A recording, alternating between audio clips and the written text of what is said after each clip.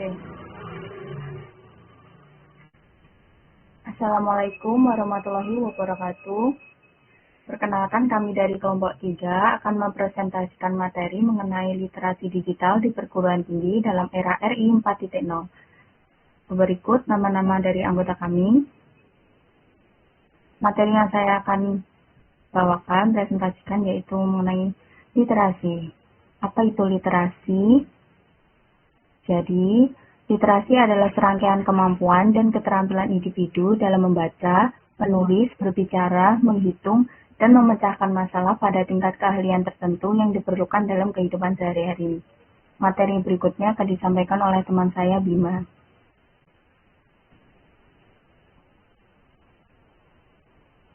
Gerakan Literasi Nasional. Gerakan Literasi Nasional merupakan gerakan terobosan pemerintah sebagai upaya untuk mensinergikan semua potensi serta memperluas keterlibatan publik dalam menumbuhkan, mengembangkan, dan membudidayakan literasi di Indonesia.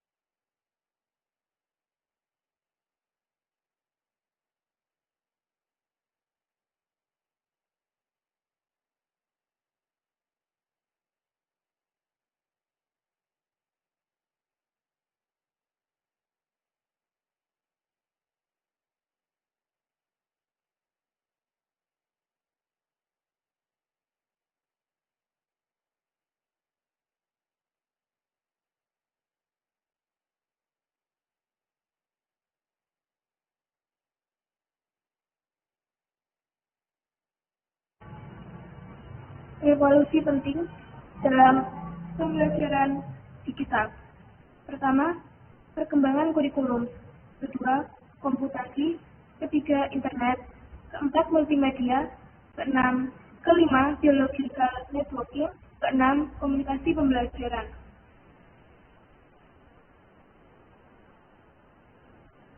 Dampak dunia digital dan revolusi industri keempat dalam era baru industrial digital. Ancaman. Secara global, era digitalisasi akan menghilangkan sekitar 1-1,5 miliar pekerjaan sepanjang tahun 2015 sampai 2025 karena digantikannya posisi manusia dengan mesin otomatis. Kedua, diestimasi bahwa di masa yang akan datang, 65% murid sekolah di dunia akan bekerja pada pekerjaan yang belum pernah ada di hari ini. Peluang. Era digitalisasi berpotensi memberikan peningkatan tingkat tenaga kerja hingga 2,1 juta pekerjaan baru pada tahun 2025. Kedua, terdapat potensi pengurangan emisi karbon kira-kira 26 miliar metrik ton dari 3 industri, yaitu elektronik 15,8 miliar, logistik 9,9 miliar, dan otomotif 540 miliar dari tahun 2015 sampai 2025. Fungsi ICT dalam pembelajaran. Pertama, sebagai sistem pembelajaran. Bisa menggunakan e-learning, online learning, MOOC, virtual learning, open distance learning. Kedua, sebagai media pembelajaran, seperti multimedia presentasi, alat bantu, individual learning simulator, media video, animasi, dan lain-lain.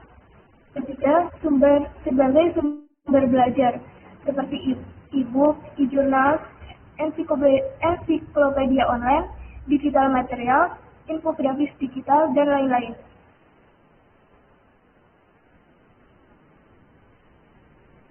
Faktor pendukung terhadap inovasi pembelajaran berbasis ICT. Pertama, perkembangan teknologi informasi, seperti komputer, internet, digital, dan mobile device. Kedua, framework pembelajaran abad 21. Ketiga, momentum generasi milenial, generasi digital native, dan artificial. Keempat, dukungan dan kebijakan pemerintah integrasi ICT dalam pendidikan. Materi selanjutnya akan dijelaskan oleh teman saya.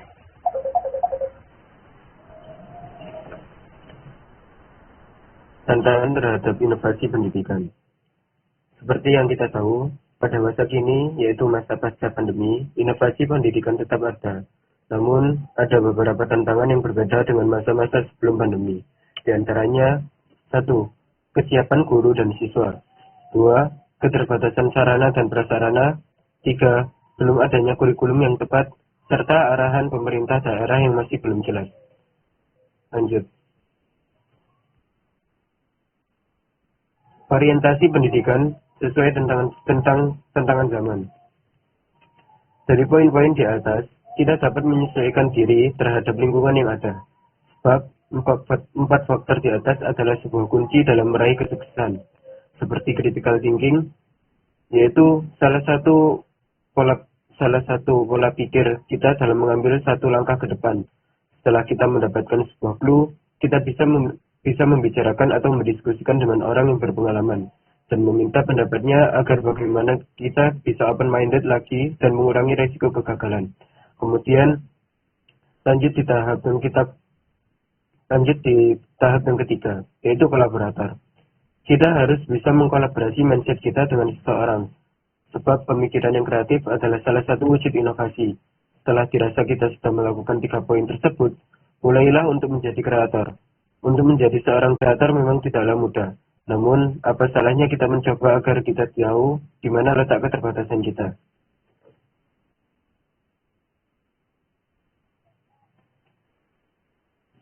Perubahan pembelajaran. Dulu pembelajaran dilakukan dengan cara face-to-face, atau bisa disebut dengan tatap muka, dengan sarana dan prasarana yang sangat sederhana. Namun, dengan seiring berjalannya waktu, zaman semakin berubah, dan teknologi berkembang seperti contoh pada masa sekarang. Pembelajaran dapat dilakukan secara daring, yaitu melalui aplikasi yang dapat menghubungkan guru dengan siswa tanpa harus bertemu secara langsung. Lanjut. Yaitu ICT. ICT atau Informasi Communication and Technology adalah teknologi yang digunakan untuk berkomunikasi, menciptakan, mengelola, dan mendistribusikan informasi. Dalam kasus kita ini, ICT dapat digunakan sebagai media pembelajaran. Pembelajaran yang satu, teknologi komputer. Pembelajaran ini sering disebut sebagai Computer Assistant Instructional atau CAI. Yakni salah satu pembelajaran yang menggunakan media komputer sebagai media belajar interaktif. Kemudian nomor teknologi multimedia. Pembelajaran ini sering diartikan sebagai gabungan dari banyak media atau menghasilkan suatu karya berbentuk video maupun audio. Kemudian yang ketiga, teknologi komunikasi. Pemberian tugas berupa video maupun audio bisa memanfaatkan media sosial seperti YouTube dan Instagram untuk menunjang kemampuan kreativitas para siswa. Lanjut. Cara menguasai ICT.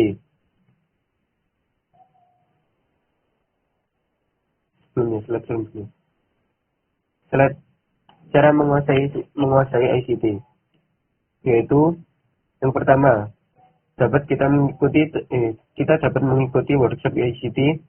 Kemudian dua, belajar secara otodidak melalui internet atau teknologi multimedia lainnya. Kemudian yang ketiga, magang ICT pada lembaga profesional. Yang keempat, belajar dari buku. Lanjut.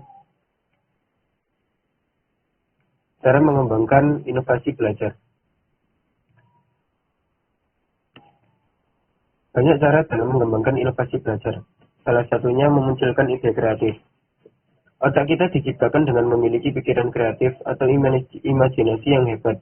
Dengan kita dapat mengembangkan imajinasi, kita dapat memunculkan ide-ide kreatif agar kita nyaman dalam pembelajaran. Kemudian, faktor pendukung yang kedua membuat lingkungan belajar yang nyaman. Lingkungan juga termasuk salah satu faktor pendukung belajar yang efisien, sebab lingkungan belajar yang nyaman dapat membuat kita semakin enjoy dalam belajar. Kemudian ketiga, memanajemen waktu dengan tepat. Manajemen waktu ini sangat penting dalam belajar, khususnya pada zaman sekarang ini dengan adanya teknologi yang semakin maju. Terkadang kita memudahkan suatu pekerjaan sehingga waktu yang kita habiskan lebih banyak beristirahat daripada berproses. Sebab kita terlalu berfokus pada media sosial atau media-media yang lain daripada berkomunikasi secara langsung dengan seseorang yang lebih tahu. Dan yang terakhir, yaitu mewujudkan. Poin-poin keempat yang telah saya sebutkan tadi